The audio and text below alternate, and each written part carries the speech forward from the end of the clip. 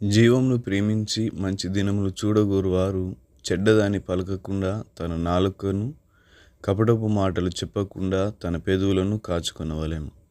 1 పేతురు పత్రిక 3:10.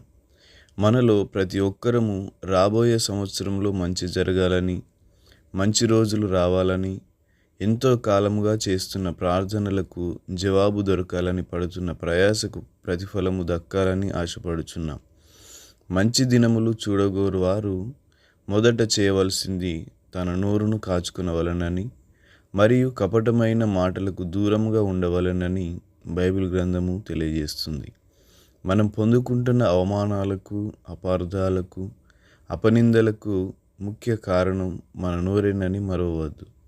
ఒకరోజు ఒక బామ్మ ప్రయాణం చేయుచు ఒక గ్రామమునకు చేరింది.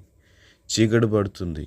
ఆ రాత్రి ఆ గ్రామంలో ఎవరి యొద్దనైనా ఆశ్రయము పొంది మరుసటి రోజు తన ప్రయాణాన్ని కొనసాగించ ఉద్దేశించింది. కానీ ఆ గ్రామస్తులు ఎటువంటి వారో, మంచివారో కాదో, తనకు ఆశ్రయం ఇస్తారో లేదో అని ఎదురుగా వస్తున్న ఒక ఆయనను ఆపి, ఈ ఊరు మంచిదేనా అని అడిగింది.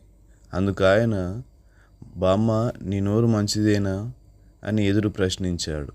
ఆ మాటకు, అదేంటి బాబు అంత మాట అన్నావు అని అనగా, మరేమీ లేదు, నీ నోరు మంచిదైతే ఈ ఊరు మంచిదే అని అన్నాడు. ఇందులో ఎంత సత్యం దాగి ఉంది. నాలుక కూడా చిన్న అవయమైన బహు ఆధారపడును. ఎంత కొంచెం నిప్పు ఎంత విస్తారమైన అడవిని తగులబెట్టును. నాలుక అగ్నియే. నాలుక మన అవయవములలో ఉంచబడిన పాప ప్రపంచమై సర్వ శరీరమునకును మాలిన్యము కలుగజేయుచు ప్రకృతి చక్రమునకు చిచ్చు పెట్టును. అది నరకము చేత చిచ్చు పెట్టబడును. యాకోబు పత్రిక 3:5-6. నాలుక అగ్నితో పోల్చబడింది.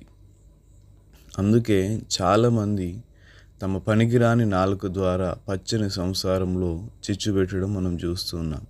ఒకరి గురించి మంచి మాట్లాడడం, మంచిని పొగడడం, మంచిని గుర్తించడం చేత కాదు, కానీ వారి కంటిలో దూలము పెట్టుకొని ఇతరుల కళ్ళలో ఉన్న నలుసు గురించి నలుగురికి ప్రచారం చేసే ప్రబుద్ధులు మన కళ్ళ ముందు ఎప్పుడు తిరుగుతూనే ఉంటారు.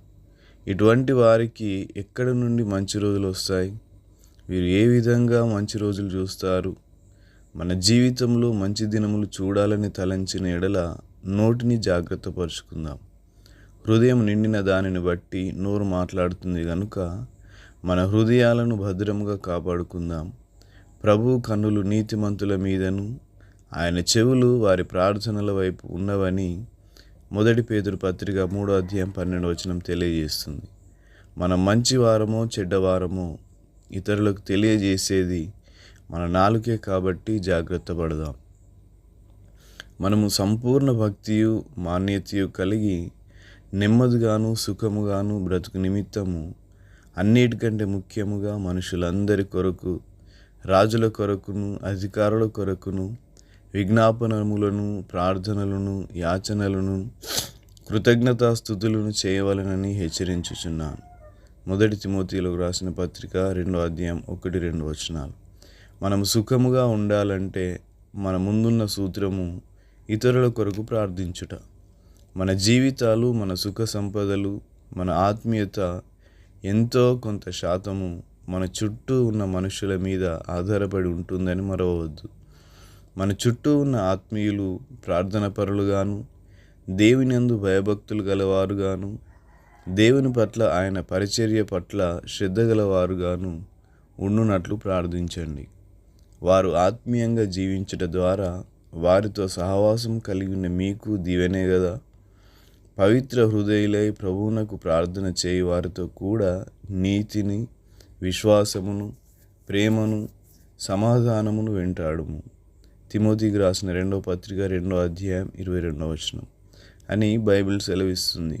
కనుక మొదట మీ కుటుంబం కొరకు ప్రార్థిస్తూ, మిమ్మల్ని ఆత్మీయంగా నడుపుతున్న కాపరి కుటుంబం కొరకు, మీ సంఘస్థుల కొరకు, మీ చుట్టూ ఉండే బంధుమిత్రుల కొరకు ప్రార్థన చేయుట క్షేమకరమని బైబిల్ సెలవిస్తుంది. అలాగే మన దేశం క్షేమంగా ఉండాలంటే మన దేశాన్ని పరిపాలించు నాయకుల ఆలోచనలను, వారి తీర్మానాలు మన దేశానికి క్షేమకరముగా ఉండులాగున ప్రార్థించండి. Thank you. God bless you.